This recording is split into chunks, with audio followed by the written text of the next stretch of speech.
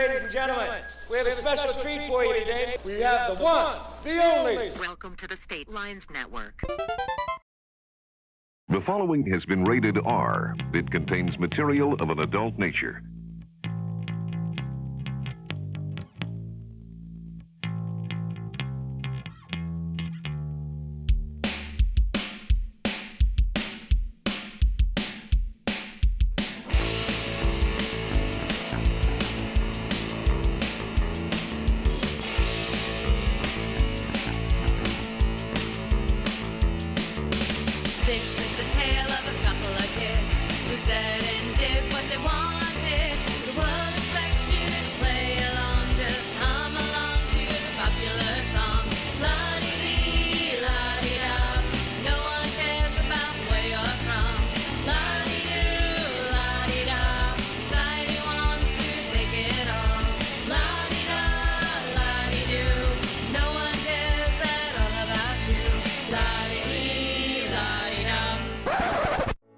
Previously on Multimediocrity. This is an exercise in pedantic fuckery. I'm a man, and I'm recording things. I don't want indifference. If I say Steve Harvey, you give me a hardline opinion. For the Chuck Woolery of urinating. That was a euphemism for motorboating. I had this really weird time in my life where I mixed up Fisher Stevens and the Fisher King movie. It's bloated and verbose. It's the Kevin Smith of Kevin Smith movies. It's like 5 times as expensive as normal prostitution. You're talking to somebody who's seen Cracker in concert twice. Steely Dan is a hotel bar jazz band. 2 sweaty men sitting outside of my jerk-off room. You should apologize to Amerigo Vespucci. I would rather watch Ernest Scared Stupid. The movie Grease comes up way too much on this show. All I want to do is watch Denzel build a fence. How novel, 2 white dudes talking about stuff. The Dragons are gay on their show!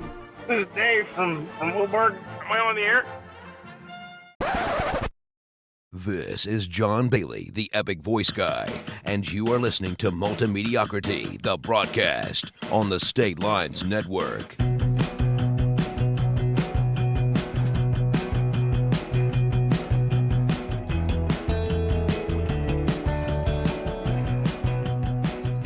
Hey now, gang, you heard Mr. John Bailey correctly. This is, in fact, Multimediocrity, the broadcast, back on the internet with a new intro, a new previously on Blockin', and a new year, 2018. Thank you guys so much for tuning in to this 21st installment, heard by way of the State Lines Network. Appreciate you guys tuning in whenever, wherever, and however you're doing so, to the program that survived the year 2017 just as you did, despite all of the media we consumed swearing daily that we were all doomed and that everything is just the worst. Many things have changed, but your trusty co-hosts have not. Coming to you from the left coast, the best coast if we were to gauge by thermometers in recent weeks. My name is Sean Talley. Joining me, as he always does, an awesome gent hailing from the no longer frosty tundra of Orlando, Florida. He survived that state's 5 days of winter. He is a man known as Doofin, Matthew Heavey. How goes it, good sir?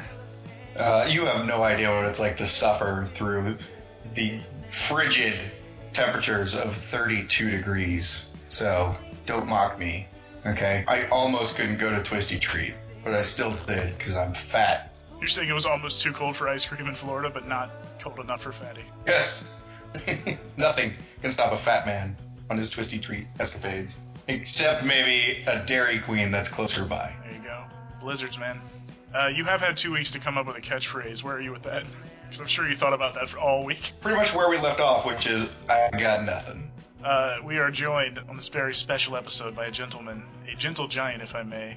He has been called a giant breaded chicken wing and an actual dear friend to both of us, a man only behind Aaron Kuntz and the Lord of the Rings, possibly, in mentions per episode on this podcast. Coming to you from Austin, Texas. That's right, we all like to hang across the warm nethers of this great land. Welcome finally to the show, after many mentions, our good bud and my stunt double, Mr. Cameron Burns. Cammo, what's good, buddy? Not too much. I did not know that I was supposed to have a catchphrase ready, so now I'm scrambling. Oh no, Doofin suggested 1 week into this venture, or months in fact. But no, you're brand new. You're good. I'll be thinking on it. So check back with me. Well, the episode's done. Cameron's gonna try to think. Oh shit! Here's gears grinding right now. Is that what that noise is? That or it's I can't even. That's an off-air joke. It won't even make sense. Yeah, you were gonna side in, weren't you? It's going to side in. So we were also supposed to be joined by one Blake Stubbs, and there's a small chance he calls in sometime during the show, but he got hung up with some real life stuff, so We'll see More if that- like Blake Snubs. Oh, That guy is the worst, the literal worst. He's the Ariana Grande of small podcasts. is she the worst? I don't know. I was just going with the whole diva mentality. I don't think she's the worst. She's like the fourth worst. Well, people got mad that she maybe said something about America. I was more mad that she licked a donut and put it back. That was much more offensive than any words, but that's just me. Yeah. I was just thinking about the rumors that she has to be carried around everywhere, and that's pretty much it. That's just dumb enough for me to hate her. Wait, is that a real thing? Oh no, yeah, there are rumors that like her security team has to like carry her around behind the scenes and she won't walk or any of that. I don't know. Then again, she's the size of a thimble, so, you know, you can just put her in your backpack and meander the city. Maybe she doesn't need to be carried around, but it's just easier for everyone involved. I guess so. She's a tiny person. Yeah. I'm kind of obsessed with this idea now that she refuses to walk and has to be carried. So I'll be spending hours tonight Google searching this. You guys let me know what you find out, because that's information to me. I just remember the one hubbub she got in trouble for talking smack about the country, and then the right wing flipped out on her, and I'm like, but why aren't you more mad that she licked that donut and put it back? We have different standards, I guess. Probably because her name is Grande and they don't understand. There you go. This episode is intended to be, as always, we're a month late, or several weeks late anyway. We were planning to do before we look ahead to 2018, we'll be looking back at this past year and giving some of our favorite things in the way of movies, TV shows, albums, and the like. So, if I may echo John Oliver, time for a quick recap. I know we entered last year just lamenting that 2016 had claimed a bunch of our famous rock stars and idols, and had forgot for a mere second that obliviating reality show star was about to take the highest office of the land, that of President of the United States, only a couple weeks later. And guess what? That's been going exactly as 65 million plus people knew it would. Trump's been the focal point of pretty much all the media and what feels like every single second of the day. And it's kind of numbed a great many of us to hearing either side of debate anymore, which is unfortunate. But Doofin and I have covered a good share of that throughout the show, probably more than we ever should. But that guy's buffoonery aside, we're here to talk some highlights in the pop culture world, because despite addressing that aforementioned time to time, pop culture's still our main beat here. And like every year, there are signals in that noise, there are lights in the dark, there are really good pieces of entertainment that squeak out of industries that actually make it hard for them to do so. But we'll touch on a few standout pieces ourselves here from various mediums. I know Doofin wants to talk a little music. Cam and I saw some movies he didn't, so we will tread lightly and attempt not to spoil them. One last thing before we jump in, I know that Doofin and I have discussed a handful we've already dug this year, like devoted chunks of episodes to the likes of, in order, Baby Driver, Wonder Woman, Spider-Man, Dunkirk, Planet of the Apes, Thor, and Star Wars. So you guys feel free to go back and check our thoughts on those. So we'll be looking at a few different ones here. With that said, I will pitch to Mr. Cameron Burns for what I think would be his first spotlight recommendation, whatever you want to call it. Cammo, what hit you the right way in the last calendar year?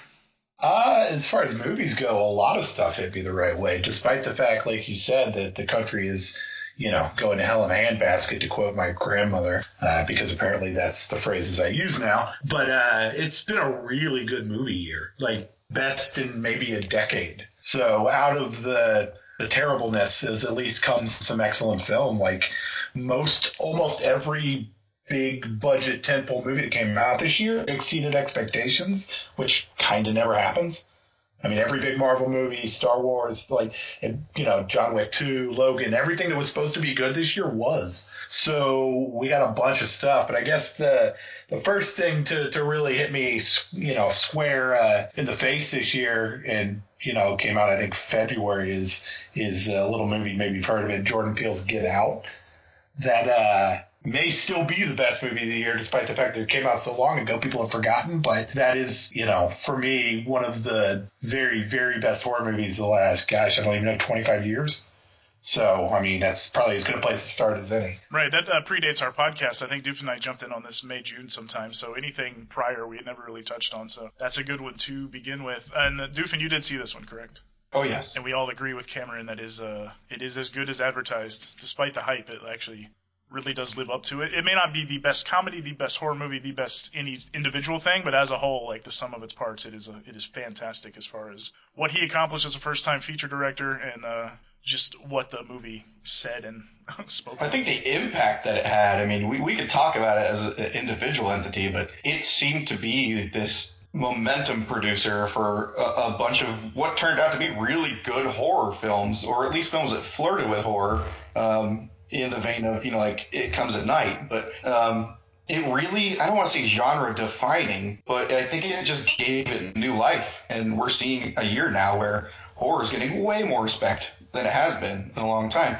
And that kind of goes in tide with what Cameron said about this just being a fantastic year for film. Well, I think genre defining is as good a definition of it as anything. I mean, it did breathe new life into horror, and especially mainstream horror. And, out of that came, It, which grossed roughly $7 bajillion. And even a movie like Shape of Water, which is for lack of a better term, a monster movie, which is winning Golden Globes. So, I mean, it's kind of hard to undersell just how huge of a year it's been for genre and horror movies in general. And Get Out kind of started that this year. I mean, it's certainly not the only great movie. The rest of those had to be good too, but it definitely set the table for probably the biggest year for horror in any of our lifetimes. Yeah, you mentioned that a lot of the films exceeded expectations. As reviews and as audience expectations, I agree, but they clearly didn't on the box office overall. But horror did. I mean, it definitely moved the needle this year because it blew up and it was perfectly marketed. I think it hit the right note for new fans and folks who remember Tim Curry's Pennywise.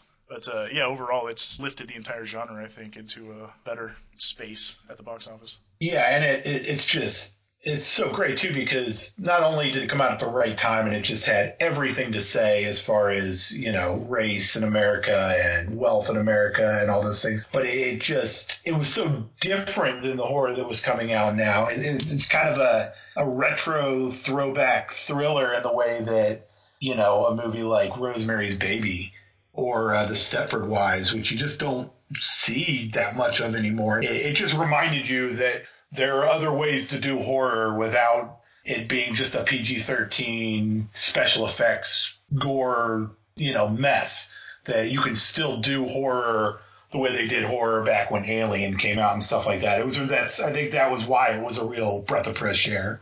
Well, it kind of goes back to the more allegorical horror movies. It doesn't go with the tropes of it having to be a slasher or, having to be a ghost or the devil or anything. It really is that the real horror of it is how close to real life it pertains. Obviously, there's elements in there that go beyond that, but, and we've seen a kind of burgeoning of those slow burn 70s horror films, and we're seeing things like The Witch, and again, it comes at night with kind of more of the somewhat supernatural, but again, close to real life and psychological, and I think this kind of like fit perfectly, like Cameron said, and really took off. Because it's not what we're used to seeing anymore. It's not the typical thing that we've just been given to and say, here, feast on this. This is what you get. Here's another fucking Paranormal Activity. Enjoy.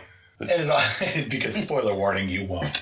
It also did a really good job of going kind of head first into race relations at the perfect time, but without doing it in such a way that was going to make a theater full of white people unsure.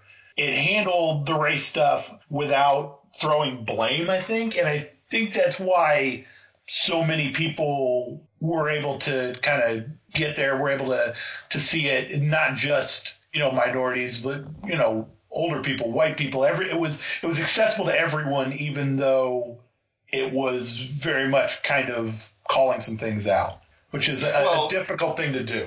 Because I think the scariest part of it is it doesn't take on blatant racism. It takes on that middling crowd that, is like, oh, you guys have your place in society and I support you. But when the time comes to it, you're just another cog. You know what I mean? And we're not – I know it's probably taking it too far, but kind of like with the whole Bradley Whitford, oh, hey, I would have voted for Obama 3 times if I could have. But in reality, the black community to them is a means to an end. And I think it really pushes that group that fits into that in the real world rather than the blatant racists that, we've seen and continue to hope get punched in the fucking face the rest of this year. Right. I think you guys didn't go onto enough comment threads about this movie because there were a lot of people terribly uncomfortable with it. And it's that middling crowd you speak of, Doofin. I saw a lot of people saying like, oh, all it was doing was white shaming and this and that. But of course, that's a group that doesn't understand nuance and context and realizing that they are the very ones that they were talking about. But no, it is good. It is, and again, we talk about like movies like Blade Runner and others. Like Impact does validate its like the praise it gets. It doesn't necessarily have to transcend something, but if it has an impact outside of just the world of film. Like, it's worthy of that praise. So, and I think Get Out certainly did that. Maybe the biggest conversation-starting movie of the year. I mean, it might be the biggest conversation-starting movie of the last decade. And who better to bring that to us than Jordan Peele? Yeah. Who saw that coming? I mean, Jordan Peele is now Hollywood's All-American is kind of insane when you think about where we were this time last year.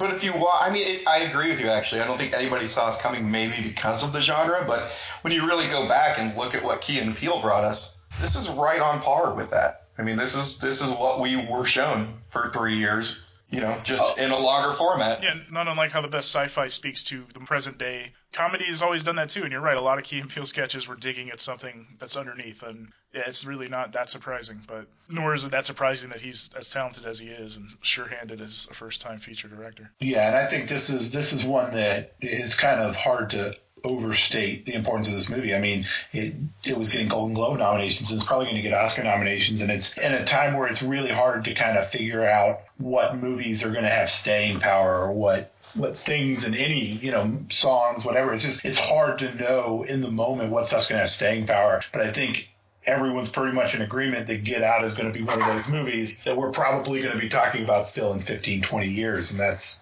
awesome. Indeed. Doofin, did you see Three Billboards? No, I want to see it so bad. I wanted to see it since the first trailer dropped. God knows how long ago.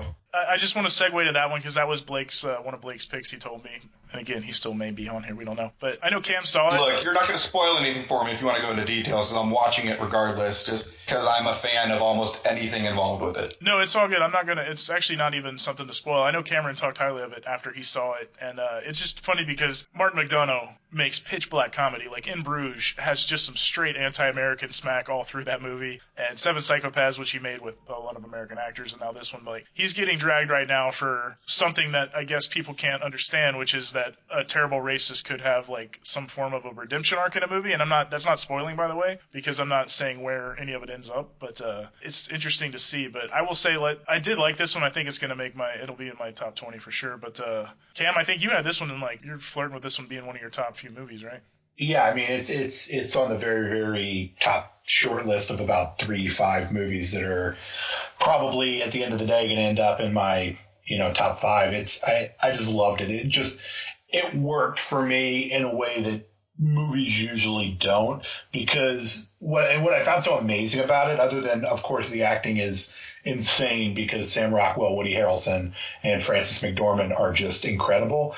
But every time you thought something was going to happen, it did something else. And that's so hard to find in movies anymore. I mean, it's just not easy to pull the rug out on people consistently. Now, you can have a twist ending that surprises people, but it's rare that someone who watches movies as much as I do can watch something and just have no idea where it's going. And that it's kind of an insane thing that I'm just watching this movie and I'm just constantly surprised by where the movie's going and what's happening, because usually I'm there before the audience is usually there. So for them to constantly keep people on their toes was really, really difficult. I think that's the big thing about this movie. I mean, it just, you never know where it's going. It always goes further than you think it's going to go. That's his style, though. I mean, you look at what Talley brought up with Seven Psychopaths, with In Bruges.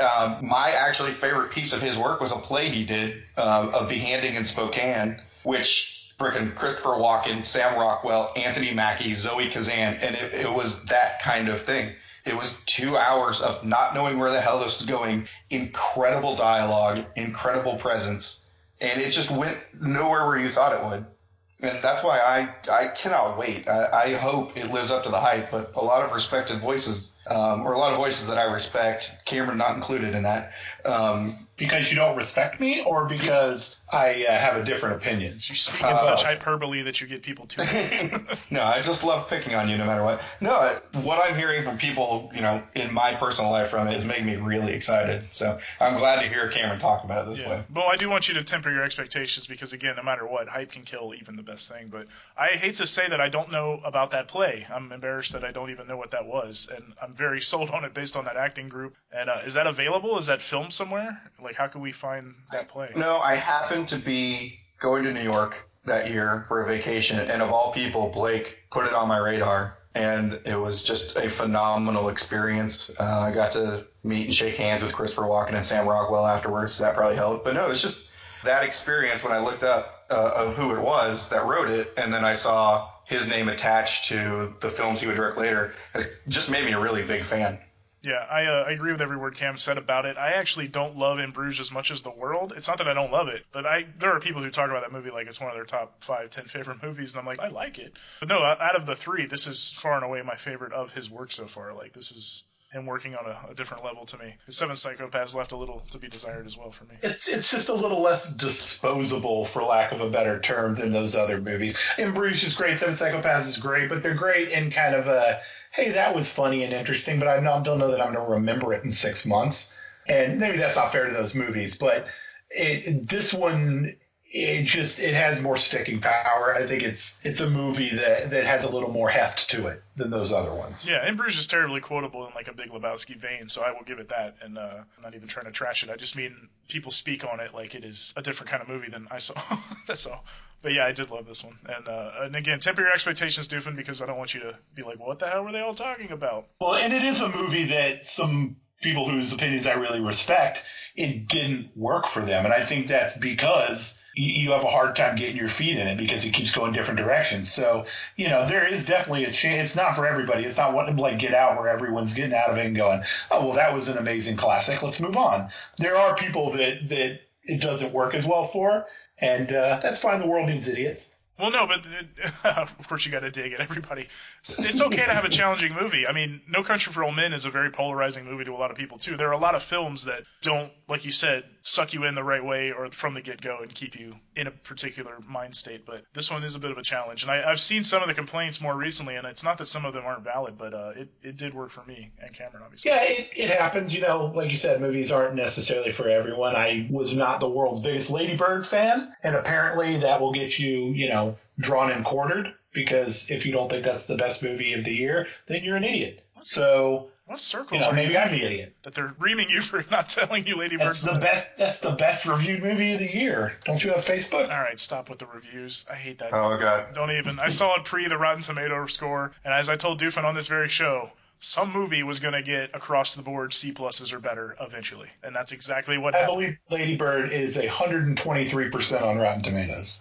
Actually, it had that one, God, what's that guy's name? It had that one critic who, I think he basically just lives to shit on films to drag the score down. I think he was the one dissenter. And he even wrote the review that he liked it, but because he's one of the ones that gets to submit the score he wants them to give, he gave it a not fresh, and so it dragged it down as the one review that kept it from 100%.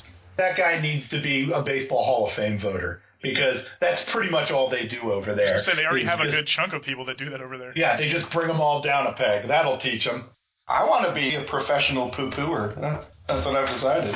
I could just shit on somebody's work for the sake of dragging it down 1%. I mean, you are a pro at it. You're just not a professional in that you're not getting paid for it. I appreciate you recognizing my prowess, sir. No, you're good. We're not going to turn this into a show about what we hated, because that would be an episode all about the movie The Snowman, which is the most flabbergasting piece of art I've seen this year. But I want to say, you mentioned bad reviews, and I have to point out, I did not watch Bright yet on Netflix, the Will Smith orc cop movie. It is on my short list to watch, but my favorite review this year, and I forget the guy's name, but I wrote it down in the notes here. He said something to the effect of, there's boring, there's bad, and then there's bright. A movie so profoundly awful that Republicans will probably try to pass it into law over Christmas break.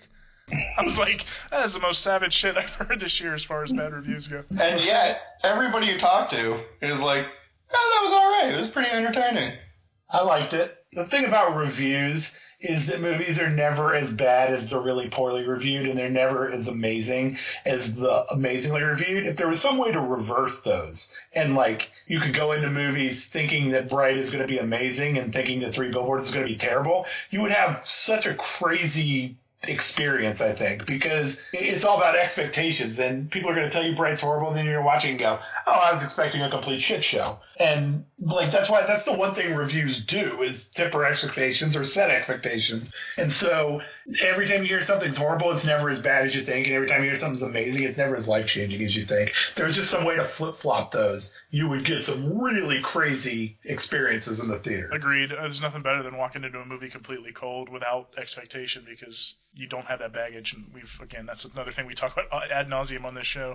Doofin is not a fan of avoiding all trailers and whatnot, but I do my best to not dig too far into it. I'm slowly working into that camp. Something that was hyped to me by everyone, Doofin included, and I want Doofin to talk about this because I asked him to push it till I finished it, was a TV show on Netflix that was freaking hilarious, which is American Vandal.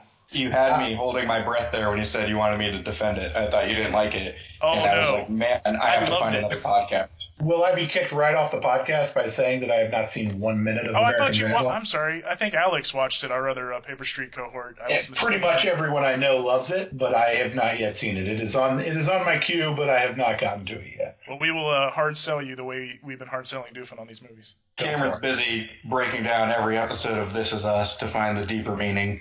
It's true. Spoilers, there is none. All right, let's not completely shit on that show. It's actually pretty good. It's a bit saccharine. It's a good pilot. I watched the pilot. I just haven't kept it. American Vandal, and you'll have to forgive me because it's months now removed from watching it, but I just remember it being so good down to the most minute point. Even like the tiny little things they include that end up being called back, or how they just so even-handedly discuss the most inane and sophomoric points of this whole mystery. You know what I mean? They're talking about boners basically, but they're talking about it in a way that you have to take it seriously. And it is a perfect barb at that whole multi-episodic mystery show that all these people are putting out, be it on podcast or on Netflix, or it is a sardonic piece of genius. I take my boners incredibly seriously.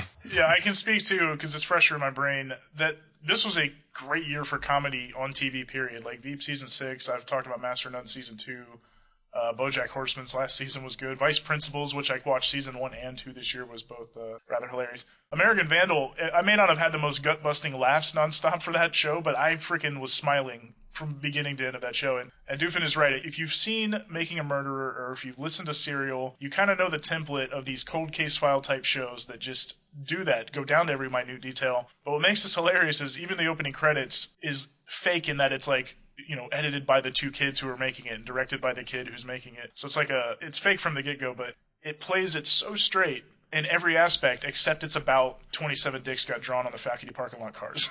So it's about an absurd subject, but they play every aspect of it to the hilt of straight seriousness. It had one of the best trailers I think I've ever seen. I remember seeing the first trailer for that and being like halfway through the trailer and not having any idea whether it was real or not, because the trailer played it completely straight. And I was just like, this is genius. I'm still not sure if it's real or not.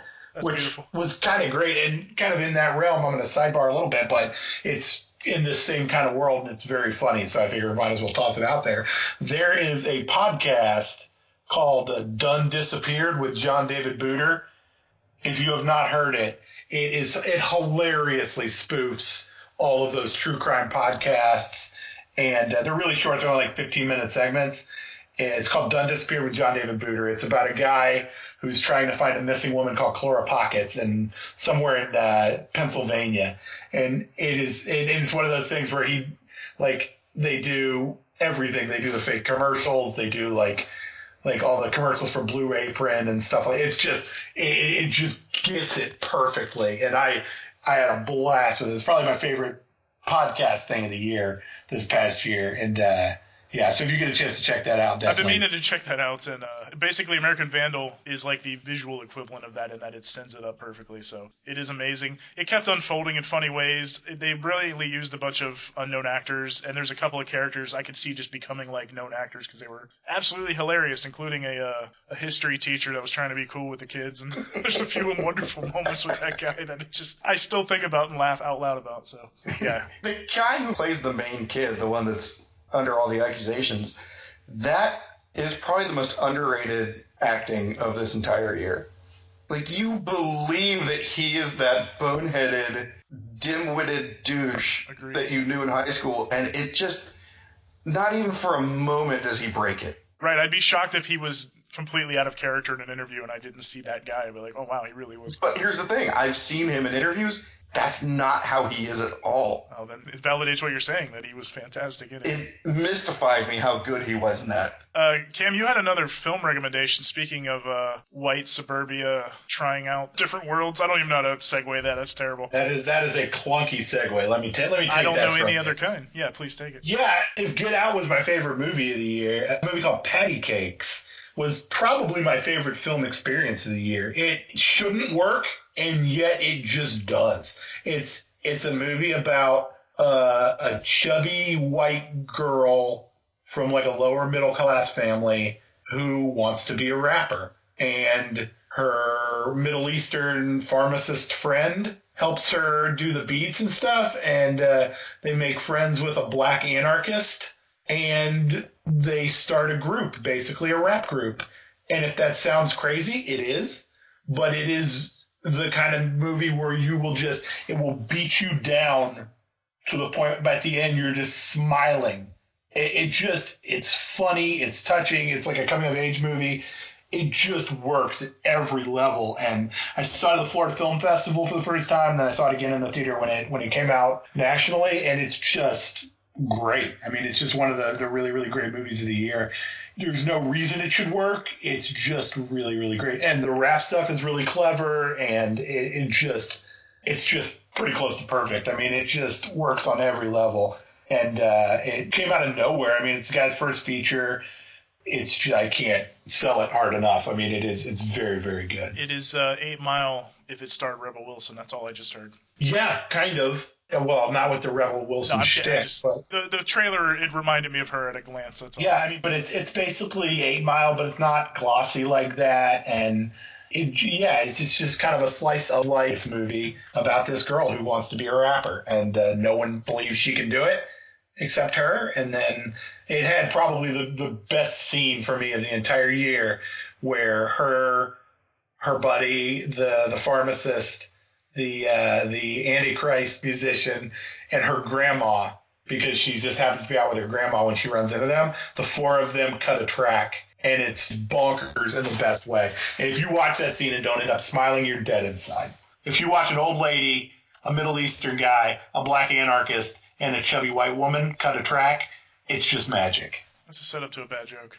It really is. They all walked into a bar, I think. To cut a track, yeah. To cut a track. It's hard to explain why it's so good. It just is. No, I hate that I missed that one. And you guys, some of you and a few mutual friends' praise was really good. And I will be finding a way to rent that one soon. I think it may still be on demand. Right. I will jump in with one, because you mentioned some of the best scenes, and I can name my favorite film with some level of certainty from each of the last several years, like Arrival, Mad Max Fury Road, Whiplash, and so on. But this year, strangely, one hasn't hit me so hard that I walked out of the cinema saying that's the one. Not that there haven't been some films that were excellent and memorable, but a few have definitely stuck with me in the way some of the aforementioned favorites have. But one of those is by a director who did make my favorite film of 2016, and that is Denis Villeneuve's sequel to Ridley Scott's Blade Runner, being Blade Runner 2049.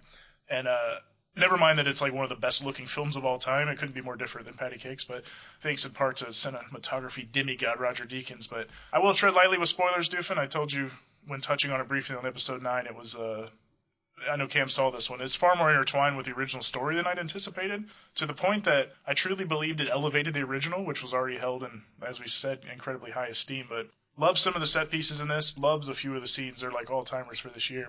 And I love some of the ideas presented in it. Again, not spoiling, but it practically makes the point of saying, like, it doesn't matter who is and who is not a replicant, and what's the damn difference if both can feel and both can love, and it plays with a few of those things in incredible ways. But one of the scenes in question is it's an actual love scene that is part ghost and part her, but is played just right. Like, when I think about how so many other directors would have botched that moment. But Cam, I know you're mostly on the same page with me on that movie. Yeah, Denis Villeneuve can do absolutely no wrong. Have I been pronouncing his name incorrectly this whole time? Yeah, I could go either way. I thought it was Villeneuve, but it could be Villeneuve. It's just get close. You're fine. Denny V. Yeah, good old Denny V. But yeah, it was a movie that I loved too. It definitely is like the perfect companion piece for the first one.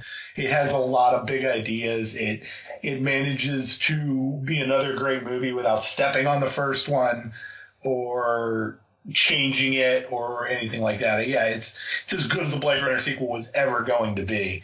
And yeah, that scene you were talking about is amazing. And it's a shame this movie didn't get a broader audience because it deserved one, but I wouldn't say I'm surprised either. It took a decade for the first one to get one, too, so maybe that'll be the same for this one. Oh, I think so. But I mean, let's talk for a second about Denis Villeneuve.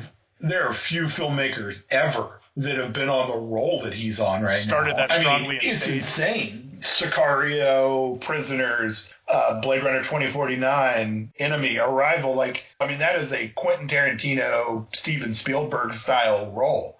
Right now, he's on another level than anyone else out there. He's made one of the 2 or 3 best movies of the year for the last 5 years. It's kind of insane to think about. But yes, I love Blade Runner. Long story short, I love Blade Runner. Yeah, I'm not saying that's my favorite one, but man, it stayed with me for a long time, and I still think about a few scenes from that movie. There's a few performances by a couple of the unknown female actresses in that are so good. Yeah, I mean, I don't know how unknown they actually are, but I didn't know either of them by name. Let's say that. Like the one girl, Mackenzie Aston or whatever her name is, was in The Martian, but that's all I had seen her in previously. Oh, Mackenzie Davis? Thank you, Mackenzie Davis. She's awesome. Yeah, well, she's good in this too. The other one is Ana de Armas, who's in Knock Knock and War Dogs and a few others. So I wouldn't say they're total unknowns. No, I just meant unknown by name to me. Not that I hadn't seen the faces here and there. Basically, what you're saying is they're not Ryan Gosling. They're not. No one has eyes like that man. He saved jazz, so it's cool. It's true. Jazz needed a white guy to save it. I think we can all According agree. to Hollywood, white guys have to save everything. That's true. Have you ever seen The Help? It's a good thing those white people were there to save the day. Otherwise, racism would still be a thing. Did we mention we love Get Out, everybody? It's true. We're not the problem. We love Get Out. I'm talking about other people. I would vote for Get Out 3 times if I could. I would. Did we just get ourselves in trouble? Yes. We get ourselves in trouble every episode. Get Out is a fine specimen of movie. We need more movies like that to utilize for our own benefit. Doofin, tell us about some music, because you are ahead of the game when it comes to the rest of this group. I don't know about ahead of the game. Well, no, but like an album or a song even that hits you, because I'm still putting together my playlist for the year. I mean, this is going to be awkward, because I feel like I'm the only one on this plane right now. I kind of, when we talk about some of this, I kind of went outside of the box on this. I just put out my favorites. I don't like calling it a best of, even though I ordered it this year. I will go back and look at that and think, I like this song more now. But it turned out to be 110 songs long, and that was culled down from a list of like 400.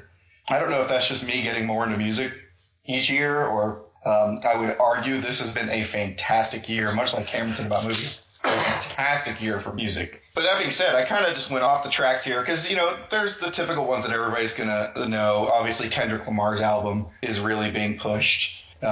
You got Lil Uzi Vert. It's been a great year for rap, actually. But I chose some lower key ones that really stick out to me. The first one, which is going to be a little weird, is a group called the Welcome Wagon. Oh, man. Do you know of that? I've got a couple on my list already. Yeah, I'm a big fan of that album. And this is the funniest thing about it. I was talking to people, and they're like, aren't you, staunch atheist? I was like, yes.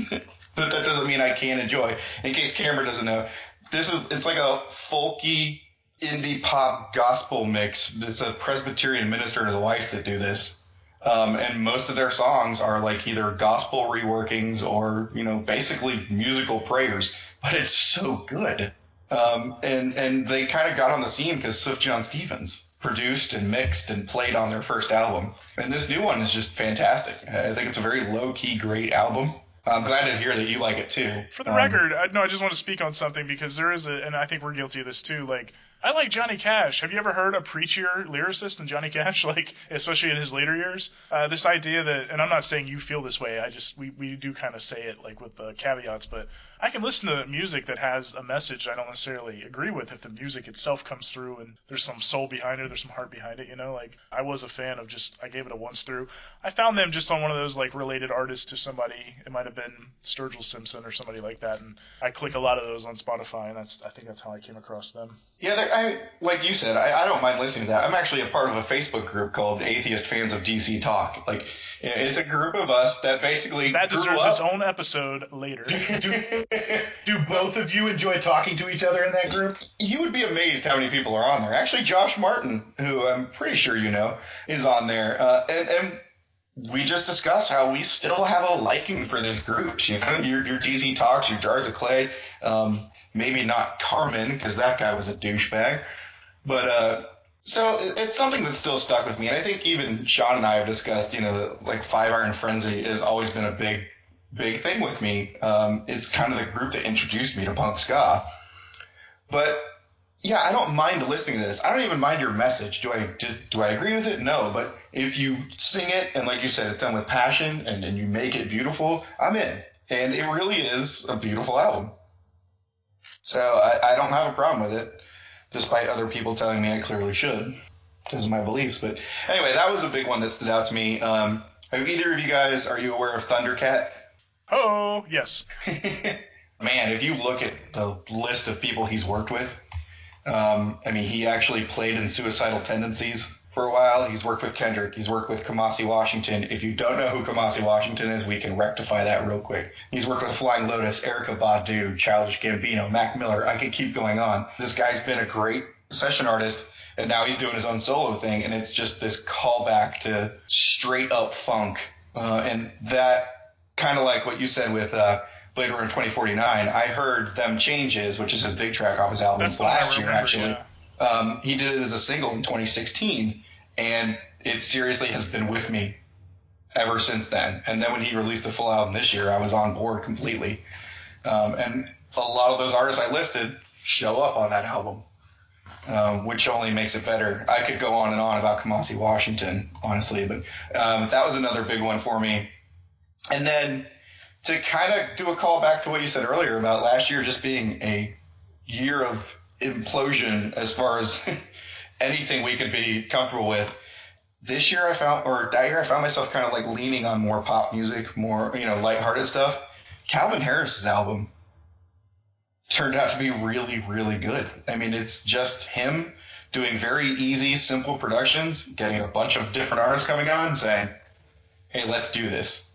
I mean, I have two of his songs on my favorites. That's the one with Frank Ocean and Migos, which if you're going to put two artists on your album in 1 year, putting Migos alone ain't going to hurt because they were probably the most, I was going to say the wrong word there, but the most exposed rap group out there. I mean, you can't blink without finding a song that they're on or have done themselves. And the other one actually had Big Sean and Katy Perry, and I forgot who else. But, you know, it's just this easygoing, lighthearted, escape from reality album that I can't recommend enough if you just kind of want that mentality.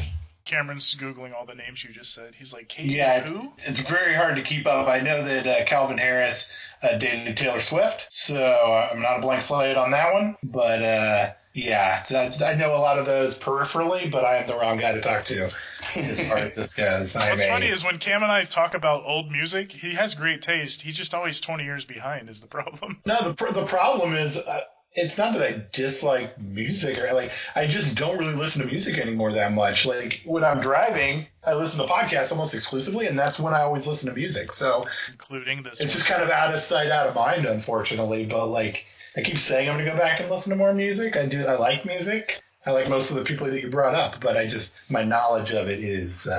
Well, good news, Cameron. I created a 110 song playlist on Spotify that you can listen to now. I saw that, and I will. And then by the time I finish, your next list will be out from next year, and then I'll be like, I don't know who any of these people are. I can't keep up.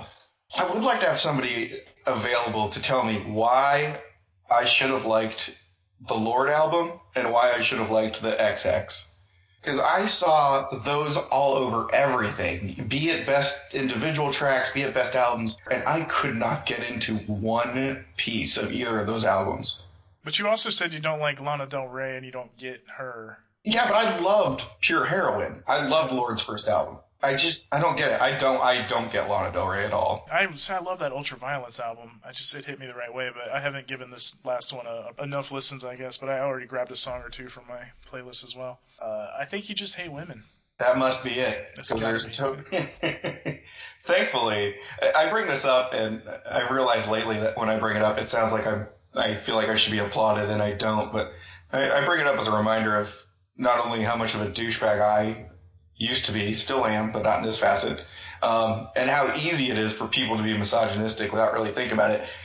I've noticed with every list over the past few years I do, there's more and more female artists, and actually it kind of is becoming predominant, which is funny because back in the day I told myself I can't listen to women artists by women. I think we've discussed it briefly too, because I don't get it. I don't see life from their point of view, so how could I possibly listen to it? I don't want to hear a girl sing about her boyfriend, because apparently I was incapable of seeing beyond the specifics to the generality. But that's one thing I noticed this year is I got a lot of female-led bands, female solo artists, and I'll be damned if women probably aren't better at music than men now. I love that you decided that you couldn't listen to any female music because you just didn't get their point of view, but we just talked for like half an hour about Get Out. Well, I'm not saying that was recent, Cameron. That was probably, in my early 20s, late teens. And I don't know when the reality slapped me in the face to stop being a dick. But I'm glad it did, because I'm not missing out on all these fantastic pieces of art. Yeah, you realize heartbreak is universal early on. You just recently learned that it's not okay to be racist because Nazis or something. That's what it sounds like you're saying. Oh, I mean, I still hate Mexicans. Well, that's where the fence comes in. He just wants to watch Denzel build. If I hear a marimba in one piece of music, I'm turning this shit off. Doofin's like, Johnny Cash lost me when those mariachi bands started pumping around Ring of Fire. He's like, I'm done. Oh. Now, you talk about female-led stuff, like, the box office was dominated by that for the first time in a long time, if ever. I don't know if there's been a year where, like, 3 of the top 4 or 5 were, like, Wonder Woman, Beauty and the Beast, and Star Wars, I think, all had that. I'm going to throw another movie out there that happens to have a female lead with a wonderful performance by her, too. I found this film delightful from this past year because the story felt similar yet original. It was, speaking of Beauty and the Beast, it kind of was Beauty and the Beast meets Abe Sapien from the Black Lagoon, and that is The Shape of Water. I know Cameron has seen this one. Del Toro has had an interesting filmography, dealing almost exclusively in monsters, and this one kind of felt to me like the culmination of many of those themes and subjects and settings he's always dabbled with in the past. And I personally was just like transported fully into its adult fairy tale world. And not to oversell it, but I swear to God, like, this is the kind of movie that reminded me why I love movies.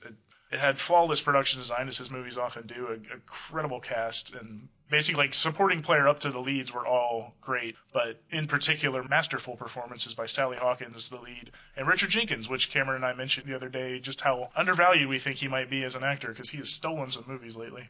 He might be the best actor on the planet Earth right now.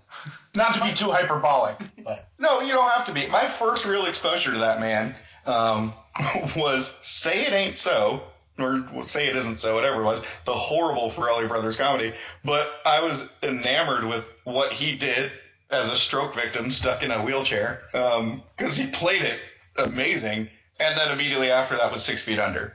I feel like if you're ever going to be introduced to this man, that's the best way to go. Or as the dad from Step Brothers. I was going to say, he's able to swing into comedy, too. Even playing what would be considered straight man in Step Brothers, he can do it well. But, I mean, in the last couple of years, Bone Tomahawk, he basically stole that movie as a supporting the deputy to the sheriff, and then he's incredibly good in this. I can't say much more about it, but like, it's an unconventional love story. It kind of packed more of an emotional punch than I was expecting. I ended up adoring the film, but yeah, it was a movie that kind of beat me down. When it first started, I was kind of unsure. I mean, I knew it was going to be good, right, just because of all the people involved, but I wasn't sure how good. And as it was going on, it just kind of won me over for many of the reasons you already discussed. But it is a movie that has stayed with me more than I kind of thought it probably would. And it's definitely near the top of my stuff I liked this year. And that's kind of why I went with that in Blade Runner, because it's not. I'm not ready to say either was necessarily the best or my favorite, but they both have stuck with me so much longer than other movies have that may have been fantastic for many reasons. But yeah, I couldn't recommend it enough. But I've also noticed there's a very big divide with people because they can't get past what looks to them like a surface level just Creature from the Black Lagoon redux, but it does take its own way, and I was a fan. Yeah, I really liked it as well. But can we circle back for a second? I'm confused why Star Wars is getting credit for being a female movie. Because this is not the first time I've heard someone say that. No, just Daisy Ridley has the lead billing in the film is all. I know it's an ensemble, but yeah, I mean, I would be surprised. She has top billing. I mean, that's well, I think you may call it that because really the most important players in it are women. I mean, who are Luke obviously has his part to play, but Well, I would say Poe's probably on screen more than anyone else. I mean, you have Rey, Holdo, and Leia are really the cogs in that entire story. Daisy has more screen time because her story is only her and Luke, and it's half the movie. I guess it's just, I don't know. It just feels like that's being shoehorned in just to make the point. You sound like 1999 Doofin, and I don't appreciate it. Yeah. What the hell do women know about Star Wars? Yeah, I love female movies. I love female directors. I wish there were more of them. I'm glad it's doing so well, but like, I don't know. It's just, that movie is no more female than male to me. Like, I'm not sure it should get the same credit that Wonder Woman's getting. I wish I hadn't mentioned it among the few. Cameron wants Rey to go back to the microwave and have her rehydrate a Gorgon clomp flatbread because that's all she's good for. No, what I really want Rey to do is have any kind of story arc, but that's a story for another day. We've had 2 movies and no character development with her, but we'll leave that alone. I know you guys. Oh, we found somebody shitting on the movie. Let's go in. No, I really like the new Star Wars. I really like the new Star Wars. Shitting on it in every single corner. I like the new Star Wars movie a lot, but I'm not enamored with Rey. Not because Daisy Ridley's not a great actress, she is. To me, that character is boring and bland, and they've done nothing with that character. She's as tough and headstrong as she was 2 movies ago, and that's it. Her arc is a straight line. Like, there is no arc. But I still like both movies. I still think the movies are good, but she, to me, is kind of the problem of the series so far. We're going to have Cameron back on with Blake so he can scream at Cameron about being salty about Star Wars. Not salty. Love the movie. But is Star Wars a Christmas movie? Well, they did have a special based around it, so. I feel like we got off track there. I don't know what happened. I know what happened. I said Star Wars. You said, I've heard a lot of people say that's female-led, and ... and you just went into a Cameron-esque problem is, you were, like, throwing out, like, very clear female movies that, like, deserved that credit, and then it was like, oh yeah, and also Star Wars, which has some ladies in it. It's like, yeah, so does every Star Wars. It doesn't. Next week, Cameron will come back and defend The Beast not getting top billing in Beauty and the Beast. Doesn't count. Give Lady Bird that credit. Give Detroit that credit. Don't give. Oh, trust me, I wish I said anything but to get you on that tear. Because you just gave me PTSD of looking at Facebook where I see the top comment on any Star Wars related article is, this movie was the biggest pile of garbage, 0 redeeming qualities, blah, blah, blah, Luke wouldn't do that. And we spent 30 minutes on that last episode, but it's hilarious that it won't go away. Like, it gets worse. The guys are just getting more angry, this corner of the fan base that is so bitter. Good. Star Wars fans have had it too good for too long. Let them have a little drama. By the way, I rewatched that one, and on the rewatch, much like Force Awakens, a lot of little nitpicks went away, and I walked out still really enjoying that movie. And yeah, I liked it better the second time. Welcome entry to the canon.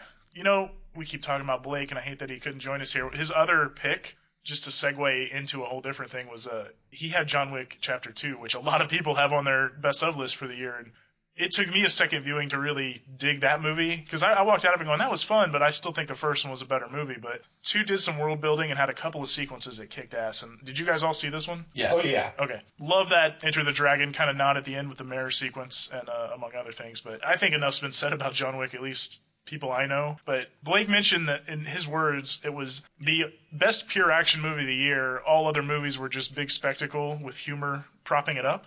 And I told him I wanted to talk about one of those movies on the show, and it covers, he assumed I meant Thor Ragnarok, and I'm not talking about Thor Ragnarok. Baby Driver. Yeah, that's what I was going to say. Is a great action movie. Agreed. I don't really see it as spectacle. I mean, they don't rely on the action all the way through, you know what I mean? It's actually... No, it's a very strong action movie. I would disagree with you there. Yes. I was going to say, I agree with you that it took a second viewing. This is going to be a really weird correlation here, but I went into it kind of expecting the Raid 2, to really up the ante on all the choreography and the violence. And at first it felt just kind of like a retread, and the fight scene with Common even felt kind of awkward. I think once I got over those expectations and just watched it in the sense of just watching a movie, I liked it a lot more. I mean, it certainly wasn't bad. I agree with you that the first one is the better film, but yeah, it is. It's a solid. And Blake is probably right that it's the best action movie of the year. It's the best action. I don't know if it's the best action. It's the best action in a movie this year. I don't know if it's the best action movie this year. You know what? I hate saying this. That's a fair statement. I really like John Wick 2. I really like John Wick 1. I think what's great about the John Wick movie, other than the crazy action, is the world building. And it's so interesting this world they've created where it's not just a hitman doing his thing. We now know so much about like what hitmen do and how they do it, and like it's built this awesome world underneath it. And I think that's great. But I think Baby Driver's an action movie, and I think it's a better movie than John Wick 2. So for whatever that's worth, I thought Baby Driver was incredible, and I thought the action in it was insane. So I think both of them, those are to me the two great action movies of the year. But I agree. I think Baby Driver is superior. I'm with you on all that you both just said, but my segue is from me defending a giant spectacle with humor propping it up, as many have claimed Star Wars and some of the Marvel stuff are. I have not rewatched many movies this year as far as going to the theater twice, but one I just rewatched on Netflix, and can't believe how much I loved it on second viewing, and it is my favorite giant spectacle, per the director even saying that's what his intention was. Favorite spectacle movie with a lot of humor in it was not Thor Ragnarok. It's actually Guardians of the Galaxy 2. Yeah. Could not believe how much I liked that movie on a second viewing. Hit me emotionally. I think Yondu has the greatest character arc in film this year. Like, he steals that movie. And I would say he even has the most memorable line of the movie. I'm Mary Poppins, y'all. I hear people say that everywhere all the time. It might be the most memorable line of film this year. But yeah, it packed a punch again on the second viewing, just on a tiny TV screen with me. I couldn't believe how much it all worked for me. Because I saw a lot of complaints about the middle act and Kurt Russell's whole thing. And, like, people were saying that it just spins its wheels in the middle, but that's like 2 minutes of screen time when they're all figuring out, like, hey, this planet's kind of messed up and we should get out of here. I dug it. I liked it. Hit all the right beats for me. But that is my favorite giant spectacle with humor, I think. This is probably me looking into it because I am admittedly a fanboy of, the entire Marvel Phase 1 through 3 to this point. I heard people complain about that, and I just felt like kind of the point of that was to have a lull and bring you in, kind of like what Ego was doing with Peter. Yeah, he was just kind of like settling in, and then they wouldn't expect what was happening. Granted, as an audience, you kind of knew what was coming, but that's the point, is to just lull you in, and then all this shit hits the fan, and you're sucked in just like they are. So, I mean, again, maybe James Gunn didn't film it that way, or expect it to be that way, but it's how it worked out, and it fit perfectly for me. I'm with you. I've actually watched it 3 times this year. Oh, really? Yeah. Again, I'm just a giant fanboy for everything that they've done outside of maybe The Incredible Hulk. But it is fantastic. You get another great soundtrack. You get the thematic element that Marvel keeps putting in each different movie. This is more like the family drama. It is very heartfelt. Leave it to Michael Rooker to make you have to sniffle a little bit about a crazy character who can whistle an arrow into people's heads. But yeah, it really is a great movie. I think there's a little bit of out of sight, out of mind with Guardians 2, just because of when it came out, and it was a movie that people liked, but people kind of just moved on to other stuff. And there's been so much good stuff this year, and good Marvel movies too, that I think people just kind of saw it, liked it, and then moved on. I don't know that. At least speaking for myself, I mean, I really liked it when I saw it in the theater, but it's not been a movie that I've been like clamoring to go back and rewatch. So I think that's kind of the issue with why that kind of got left out a little bit in the cold. But I really liked it when I saw it in the theater. I'll have to go back and check it out again. Yeah, I can't recommend enough going back to it because it grabbed me right away again. And Doofin and I will both say, like, yeah, we're Marvel fanboys, but like we'll also point out when a movie just hits middle of the road. But like this year has been so darn good, and I've said it without fail. It is the best comic book movie year ever. Doofin said there were 6 comic book movies. I want to correct you. There were 7. Oh, there were more than 6. There were 6 that I saw. I meant 7 big tentpole movies, and another one that again was pre-podcast, like Guardians, like Get Out, stuff we just didn't mention, was the Lego Batman movie, possibly the funniest of all of them, including Thor Ragnarok. Fantastic. I loved Lego Batman. I laugh at that movie. I've seen it twice now as well after watching it again when it came on demand. But yeah, Logan, polarizing to people, but I thought it did a great job. I happened to see a black and white version of it that the director fixed up and put in theaters. So my first viewing of it was here at the Egyptian, which is very cool. Yeah, Marvel hit all 3 big movies. We talked ad nauseum about Thor, Spider-Man. And as much as I love Thor, I laugh out loud moments, wonderful beats all through Thor. That, speaking of favorite character of the year, might be Taika Waititi's Korg in that movie. Every line he said was freaking hysterical. Hey, man. I didn't make enough pamphlets, and one of the guys that came was like my mom's ex-husband. I hate him. Like just random shit like that in the movie. I'm paraphrasing, but again, my only complaint about the movie was there's a few beats that should have had the emotion, and I think that's where James Gunn did succeed in Guardians is that while it was funny, that Ravager funeral and a few other moments, they let it rest, they let it breathe, and you had that emotion where Thor, a couple times toward the end, probably could have used one or two of those, and they still undercut it with a joke, which is many angry Star Wars fans complaint about the new Jedi as well. Well, they were stuck in the arcade game feel of the movie, which I don't have a problem with. I get it. I would like to say I do not agree with you on Lego Batman. I can't even finish that movie. No kidding. I could be the biggest Batman mark and just be blinded by my love of him. That could be why. It's just, I mean, I appreciated in the first 5 minutes the ridiculous amount of references to the history of Batman in there, and the fact that they, name all these one-beat villains that he's had over his time. And I have this feeling with rewatching the Lego movie too, the joke a second mentality on it, the shtick wears out so quick on me. And I have yet to actually finish the entire movie. I just can't do it. Cam, do you want to be my new co-host? Yeah, I can do that. I'm a little middle of the road between you guys on Lego Batman. I thought it was funny. I finished it. It was clever. I don't know that I need to see it again, but I thought it was fun in a kind of disposable way. Blake, you want to be my new co-host? Blake? Nope. Still not here. Oh, I was hoping he was going to... I thought you were, summoning him in without us knowing. I was like, that is some... I thought it was like wrestling where, the bad guy runs in and hits me with a chair. By God, is that Blake's music? My God, that man's got a family. It's the rattlesnake. Oh, that should be Blake's nickname, the rattlesnake. I wish he was here to probably let me down for 3 for 3. But no, I personally am a giant Batman fan, and it does slow down after the wild, crazy opening. But you're right, it is a bit of reference a minute type stuff with the Lego movies. But I thought you loved the Lego movie. I was mistaken, I guess. No, I do. I just think it's worn off a little on subsequent viewings. Also, I'm a rap bastard, and sometimes I'm in a bad mood, and when I watch something, I'm like, this is fucking stupid. No, that's fair. Just to the greater point, though, that's 7 big studio tentpole movies that all seem to hit. Really, the only one that was at best polarizing, at worst awful, depending on who you ask, was Justice League, due to a lot of fuckery from the studio and other reasons. But I still found it watchable. I didn't hate it like a lot of folks did, but it doesn't hold up to what I thought Wonder Woman for the most part, and then all Marvel's efforts were. Does that surprise you? Were you surprised by that? Yeah, I just avoid the DC stuff unless someone tells you otherwise. No. I will keep trying with somebody. I have too much patience. I'm too loyal, I guess, to just hope. That'll be my book title, Loyalty to Hope. I'll pose just like Obama on it. We should write a Lifetime movie called Loyalty to Hope. We should. Oh, God, that sounds perfect. Right?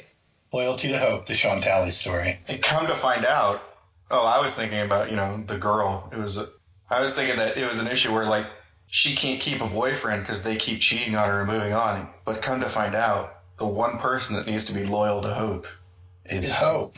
Oh, yeah. This is good. Her name's Hope. Hope floats? Oh, yeah. Perfect. Yes, loyalty to Hope. It's great. Love it. Yeah, I'm going to start working on this. I'm going to go back 10 years, start looking at sitcoms and see who we can get. Don't go back 10 years because both of you wouldn't watch it because it's from her perspective and you wouldn't relate. Whoa, don't both of you. The Doofin is a terrible person who hates women, but I am not. I was just looking for clarification. Cameron doesn't hate women. He just believes that they should be subjugated and under his service. Is that so wrong? Speaking of Hope, I'll give you another TV pick, and I know it's something Cameron and I are on the same page about.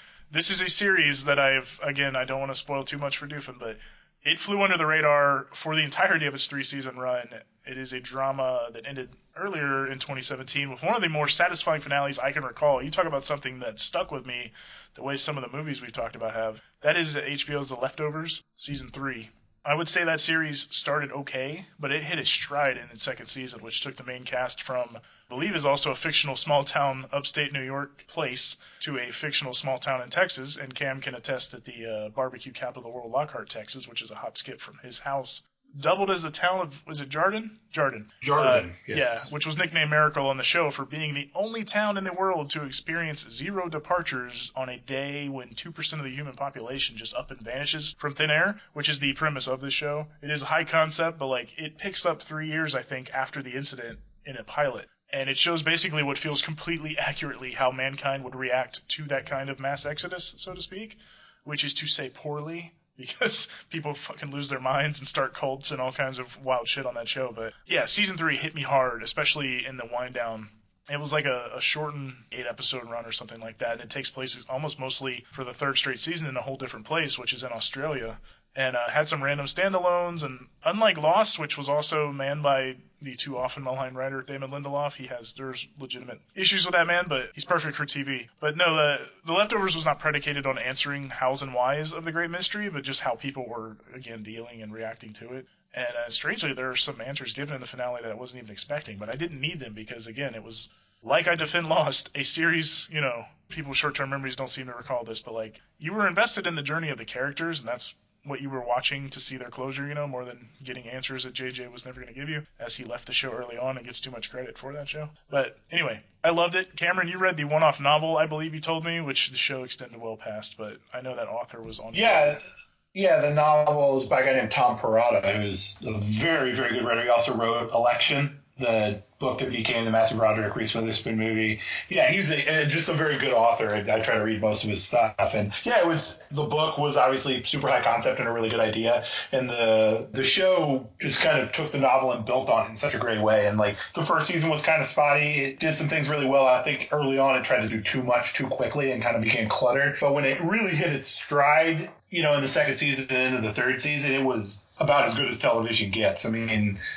you're right. It did give you answers, but you almost didn't even need them because it wasn't about that. And the last couple episodes were just insane. I mean, it's one of those shows where you just never really, a little like we were talking about with 3 Billboards Outside of Ebbing, Missouri, you never really were able to firmly get your feet on the ground and figure out what was going on. It was always, whoa, wait, that thing's that's weird, that's crazy. Like you were always just trying to keep up with what they were doing in such an inventive and smart way. Right. This is a show, if I'm not mistaken, got 0 Emmy nominations in its run, but some of the performances on that show, Carrie Coon, thankfully due to Fargo, is now getting recognition for being a great actress. She destroys on that show. She had me crying a couple of times in season 3. She's so good as that character. Yeah, sadly the show never really found an audience, and they only really got a third season out of pity, I think, from HBO, but it's nice that they did that. It's more than they gave Carnival. I know. Usually there are two seasons and done. HBO's whole template was if they can't grab you by the end of season 2, they axe you. So they must have had some kind of audience or the right people going to bat for them, because I would have been worse than Carnival if that show just ended at 2 and didn't let me have that closure. Because that closure, I'm telling you, the finale, she gives a monologue about,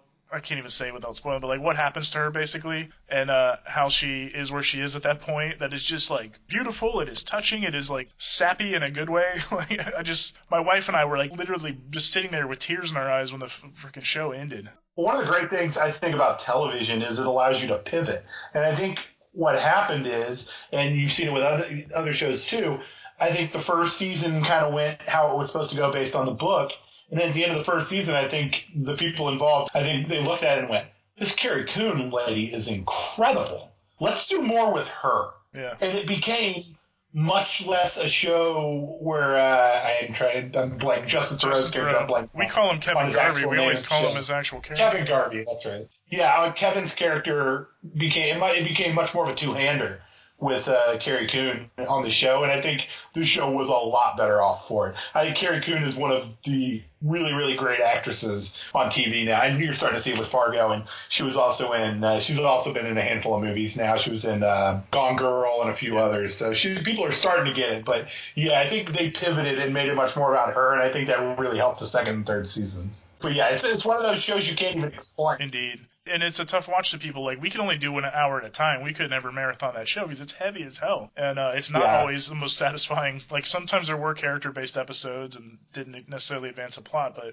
once they got where they were going in the second half of season 2 and all of season 3, my goodness, I was on board. I hope that show finds a cult following over the years. I think it will, because, the way people binge stuff, if they barrel through it, they'll be like, holy crap, that was an experience. But we'll see. But that was my favorite drama as far as just sucking me in. Obviously, Game of Thrones year to year is always the thing I look forward to coming back more than anything. And Doof and I basically dedicated 15 minutes a show during that 7th season, so we don't have to go back into that one. But any other, I know you're a slave to your DVR, Cameron, but any other things this year as far as comedy or drama that you were obsessed with, had to watch a day of, or first thing on the DVR? Not really. I think we've hit this weird point where there's a lot of really, really good television, But I think we're in a point right now where I don't know that there's a ton of great television. Maybe it's just that television has risen the bar across the board, but I don't, like, The Leftovers was one of those for me, and Fargo is a show that I tend to treat like that as well. But, like, I don't know. There's nothing that, like, just blew my socks off other than those. And, like, but there's a ton of very, very good shows. Are you telling me that Young Sheldon didn't pique your interest? I mean, it piqued it, but not, it's not. Okay, you're fired. You're fired from the show. There's a lot of good stuff. I think we're waiting to see what that next few great shows are. Obviously, Game of Thrones and Fargo are out there, but, like, I think we're kind of waiting to see, like, some of the other great shows have kind of run their course in the last couple of years, and we're still waiting for the next big ones. I think we're in, like, a little bit of a lull. There is no lull. It's just that I think people give up on shows a lot faster nowadays, but there are so many good ones. Ones for you guys to try if you have not tried. Mindhunter on Netflix. Netflix owned my year. I watched so many shows on that network. Big Mouth, which was also a Doofin recommendation. Oh, my God. Which is a puberty comedy. How have we not talked about that? I know, I skipped that when I was talking about the comedies, but we can go to that in a second. Stranger Things 2, we both really liked. I really like Glow a lot more than Doofin did, but I was a big fan of that one. I really like Glow as well. I forgot about that. Yeah, I'm a fan. Rub my nostalgia. That pains me as not liking and by it. bone, I mean penis. I just thought it was stronger in the second half than the first. What Netflix show isn't, though? I feel like they all are starting in binge mode, slow burn beginnings because they can. Because even the Marvel shows, I was saying that about a couple, like, they're taking their time because Netflix can do that, I guess, because they're assuming people are watching 2-3 chunks at a time, so. I would argue that Black Mirror tends to put their stronger episodes up front. I've only watched a couple so far, but that first of season 4 is... I haven't watched season 4 yet, but I take everything back that I just said. Black Mirror is incredible, and should be watched the minute they come out. Like, I can't speak strongly about how great it is. I have, because they're on Netflix and I can get to them whenever, so I get to them whenever. But you just said they should be watched the minute they came out, Cameron. You're doing do as I say, Doofin. Do not do as I do. Classic. I said should. I didn't say I do. But no, Black Mirror is incredible. I'll tell you a couple I'm only a few into. Mindhunter, which so far I like. The Deuce on HBO, I so far think is very good, just a couple in. I fell right into Ken Burns' Vietnam War documentary, like a lot of people did. That was good. I watched The Handmaid's Tale. That's worth a jump. It's not my favorite, but it was very good. It's very timely, as a lot of these shows are. But again, I know how quickly it is to bail on stuff for people, so it is a harder sell nowadays for people like Cameron who doesn't think there's good TV on. I'm the exact opposite. I don't jump off stuff quickly enough, and so I have a hard time starting new things because I'm halfway through everything. That's my problem.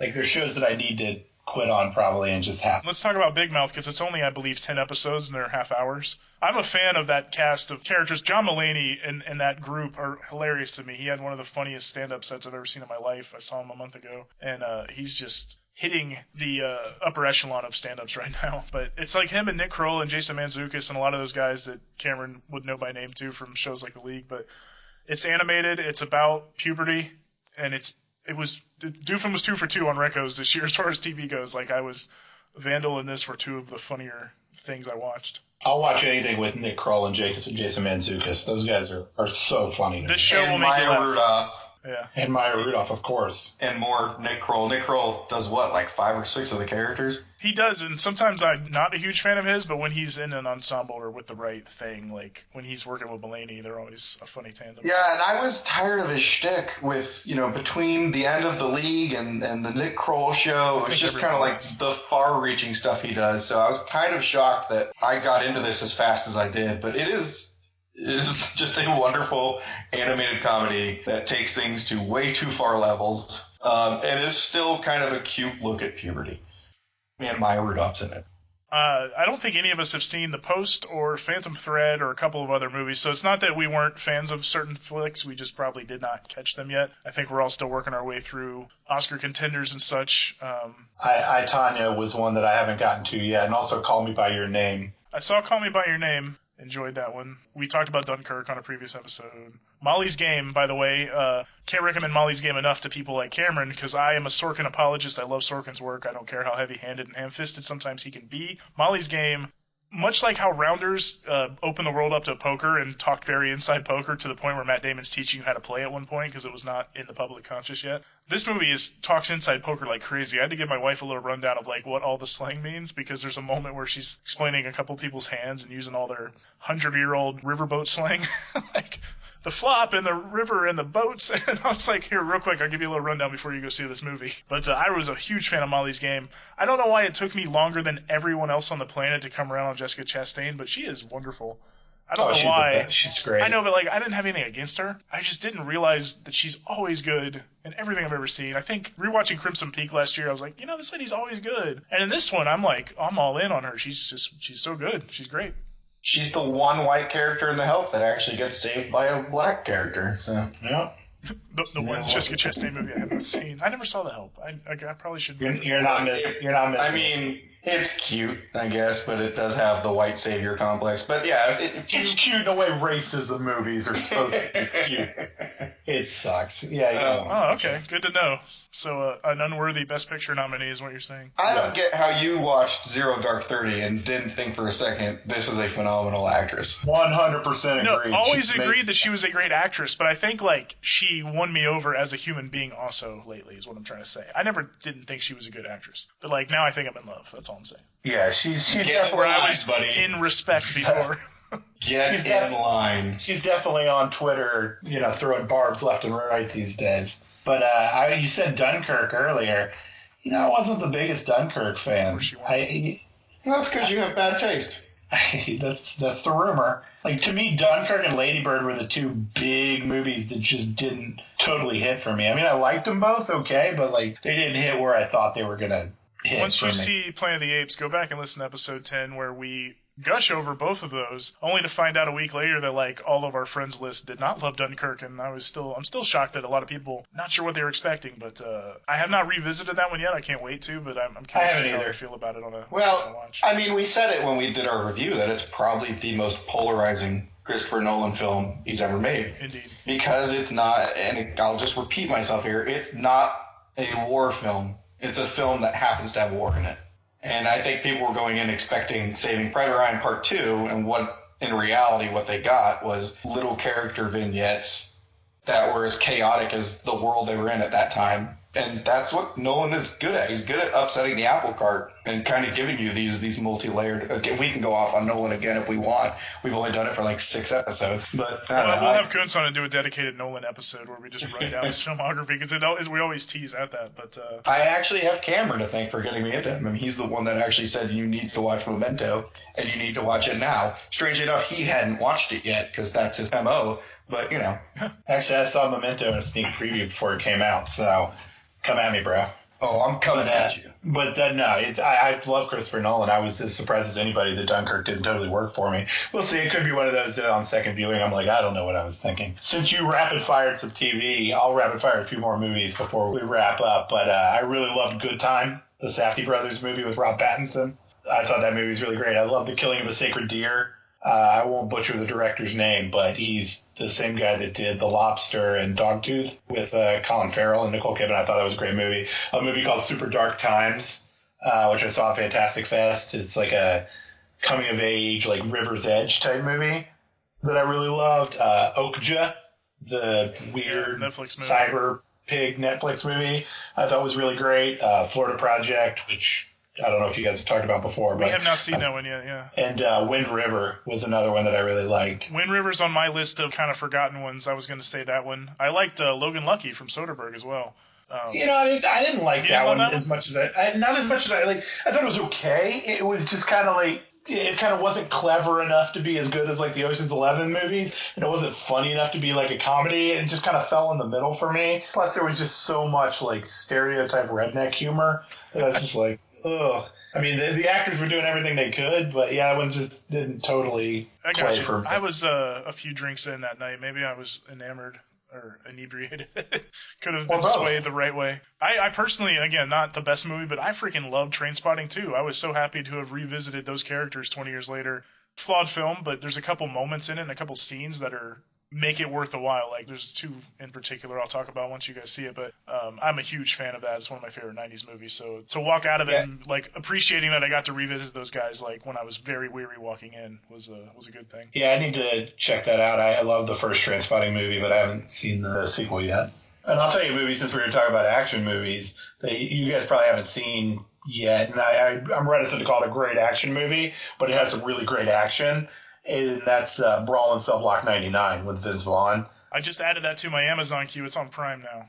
Oh, it's on blast. Watching that one. I know it's on Prime? Was our first AD on yes. that one. Nice. Yeah, and it's got a bit of the ultra violence. I mean, it's from the same director that did Bone Tomahawk. So, however violent you think it's going to be, it's more. By ultra violence, he means it will be a soundtrack set to Lana Del Rey. Ugh. Exactly. Hey, speaking of music, I'm going to take what you guys have done and rapid fire a couple more albums real quick. Do it. So we're out of time. No, I'm sorry. Yep, we're done. See you later. Charlotte Gainsbourg of Lars von Trier multi-movie fame had a really great album, and if you've watched her in any of the, I don't know how much of a fans you guys are of Lars von Trier, but if you've watched Nymphomaniac, if you've watched Melancholia or anything, you know that she is a hell of an actress and is able to kind of just emote perfectly for what it's called for, and you get that in this album too. A lot of it's actually bilingual. She has a song on there that is literally a dance track to just biblical vows, wedding vows. You shouldn't work, but it does. It works really well. The War on Drugs, who are just up and coming, is one of my favorite bands of the past few years. This album and the past one, I am such a big fan of. They give me and I think I said this to you offline at some point, they give me a Dire Straits vibe, but in the best way. That's what they're so good at. It's got that. I think I put on there, it's like 80s, not arena rock, but 80s rock with like yacht rock mixed together. Spoiler, I haven't had a chance to look at your list yet. Well, it's on there. So Holding On is actually the track I put on there just because it feels like a fucking Bruce Springsteen song with glockenspiel. Yeah, he's another one I've compared him to too. Is like mellow Springsteen. And almost like I want to say a Don Henley vocal vibe on there. That's fair. But yeah, no, they're probably the top recommendation of if you're looking for a new band to look for. I would say that. I really like Japandroid's album. You know, they're more like the noise garage rock, but they kind of toned it down and kind of introduced some new elements on this one, and that's really good. And then Alex Lahey, who is kind of in the vein of Courtney Barnett. Yep, she's great. That album surprised me. You should not be that in tune with yourself in your early 20s.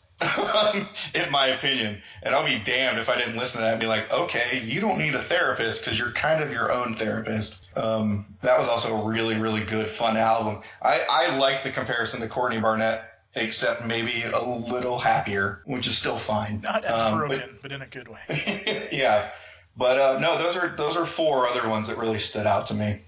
No, I'm a fan too of Dan Auerbach. No matter what you think of the Black Keys music, his solo album he did this year was called Waiting on a Song, a track I put on one of Doofin's playlists that we mentioned on the previous episode. But he did the entire record with like a bunch of the most famous Nashville session musicians, and it's just a cool, like, easy listen, folky pop album, and I dug that one too.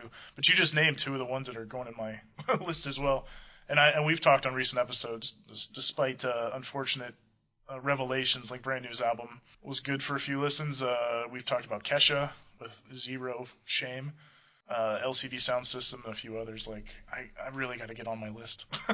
In the interest of adding anything to the music category here, I was a big fan of what Run the Jewels was doing this year. I think they're just great in general. Man, you want to talk about, speaking of Run the Jewels, so they just basically released 3 tracks from the Black Panther soundtrack with Newt Kendrick, Run the Jewels, and Vince Staples. And all the songs are so fucking good. And all 3 of them are like in everybody's top 10 list this year for albums too. That Vince Staples album actually is really good. Yeah. His song Bag Back, actually, they reworked it for the original Black Panther trailer.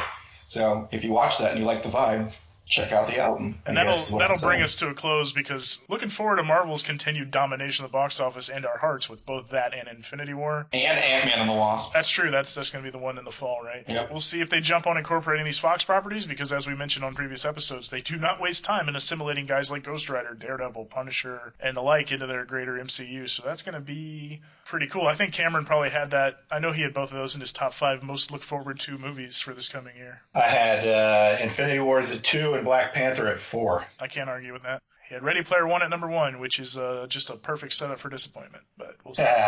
Maybe, but that's another book that I just really love. No, we're hoping for the best. I know people drag that book for just being nostalgia porn, but I heard it via Will Wheaton's voice, and it was a charming little book to read. here, whatever. I mean, it was Chuck Klosterman on cocaine. Yeah. Yeah, that sounds awesome to me. I know. I'm not upset with what I just said. What's wrong with that? Yeah, that would be number one every year. Truth. Yeah, in 2017, I know I spoke on this at the top of the show, but like it really did feel, just by looking at social media, like the sky was falling every hour. And presidential tweets didn't help people's fears with that, but like guys were good. And as we just touched on, a lot of good art, like every year, stuff comes out, stuff you weren't expecting, brand new shit. As much as a lot of stuff's retreads, like we just talked about a bunch of original stuff. But this year so far has been strange. It opened up with some YouTuber filming a dead body.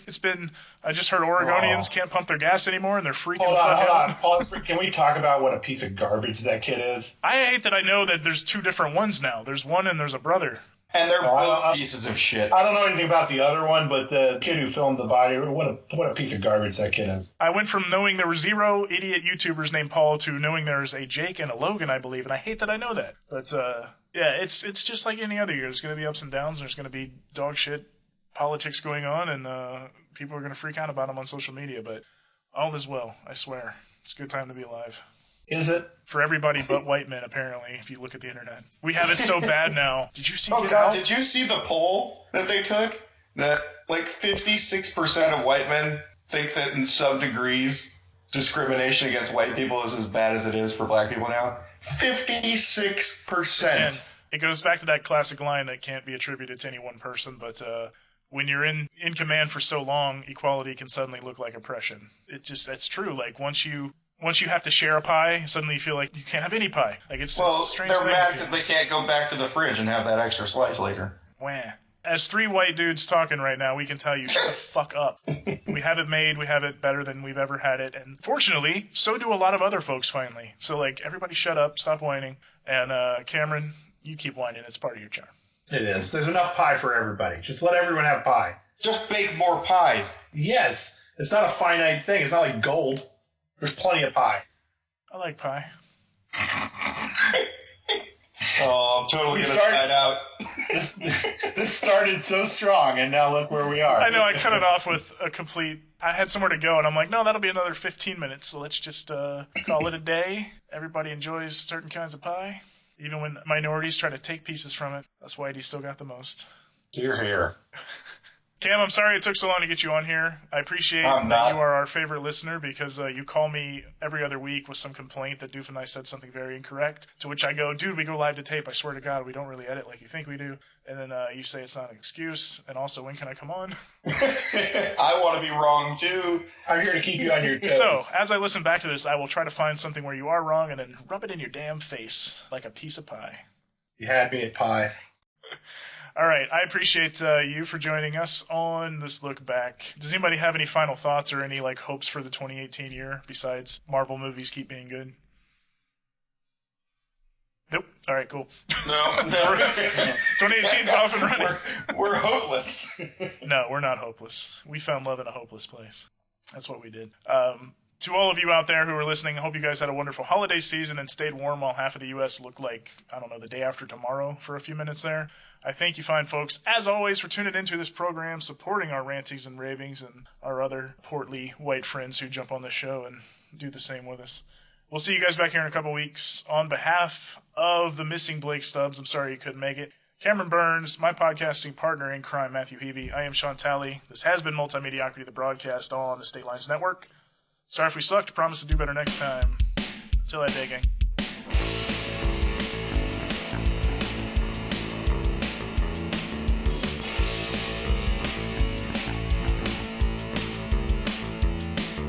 Sinking in a pit of their own regret. A couple of victims of the neutral net. The world is tiring. Everyone's the same. Lost in an endless game for fame.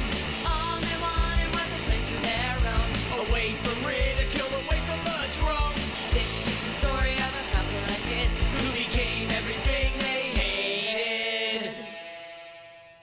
Cam and I are not exactly small people. Oh, I was referring to Cameron as fat. Oh, okay, yeah, cool. I, too, refer to Cameron as fat.